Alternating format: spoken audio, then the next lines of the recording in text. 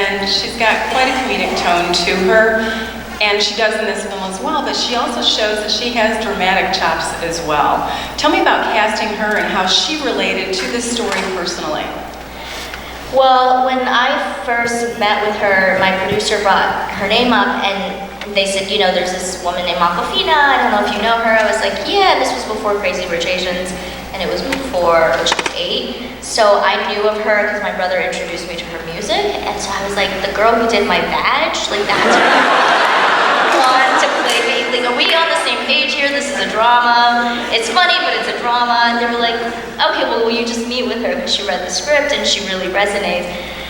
So I have to admit I was skeptical because just based on her work, like, you know, she didn't have a lot of dramatic lead, you know, as a lead role, a dramatic experience as an actor. And then we met and she told me that she was raised by her Chinese grandmother. Her mom died when she was 4, her mother was Korean, and her father's side was Chinese, and his mother raised her. And so it was such a personal story to her. She studied abroad in Beijing like I did during college. I was like, okay, this is great, it's personal, but can you act? And she was like, well, that's probably what you're wondering. I know, like, let me prove it to you. So she sent a self-tape of a couple scenes, and I was watching it recently, actually, and I remember the moment that made me realize that I had to cast her. It was not when she was speaking the lines, it was in all the moments when she was waiting for the person who was off camera delivering lines, and she was listening and she was silent. Because this character is silent through so much, and yet you have to feel like you're with them and you understand what they're going through. And she had so much emotion on her face when she was silent. And those were the moments when I knew that she was the right one for the role. Isn't it wrong to lie? It's a good lie. Most families in China would choose not to tell her. 你们说的啥呀？他在英国学习，所以他会说英文。结婚了吗？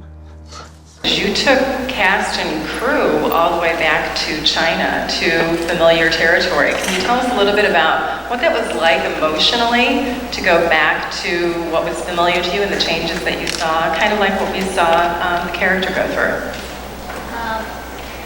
Yeah, I mean, I was back there for like a location scout, and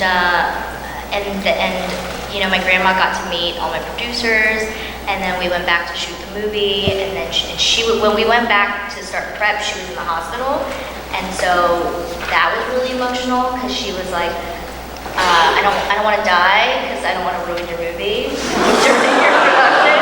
She's like, and I was like, that, you know, don't worry. And she of course doesn't know what the movie's about or anything, and so I had to be like, there would be no, you know, in my head I'm thinking there would be no movie without you, and so don't worry about that. But then she left the hospital, and so it was just really emotional. We were shooting in her neighborhood oftentimes. We were scouting in her neighborhood.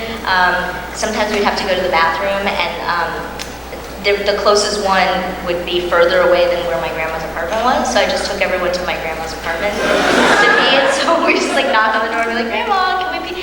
And I haven't been there since I was 6. I left the country when I was 6, so it was just so strange in my 30s with like other people who are in their 30s to be like, hi Nana, can we use your bathroom? And then every time we would leave, she would hand us all this food. Like, she wouldn't let us leave until we ate some of the food and then brought it back to the crew. So it was just like really wonderful and really emotional, and wonderful just to kind of in a way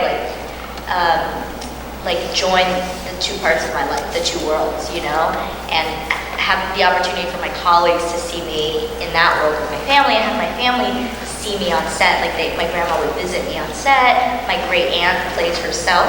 Little Nai is Little Nai, and Ellen is her real dog. She really sings. No other dog would sing, so that's Ellen. And so it was just wonderful to like have her like actually be on set to see what I do. 好多了，好多了，好多了，再来点气儿，再来点气儿。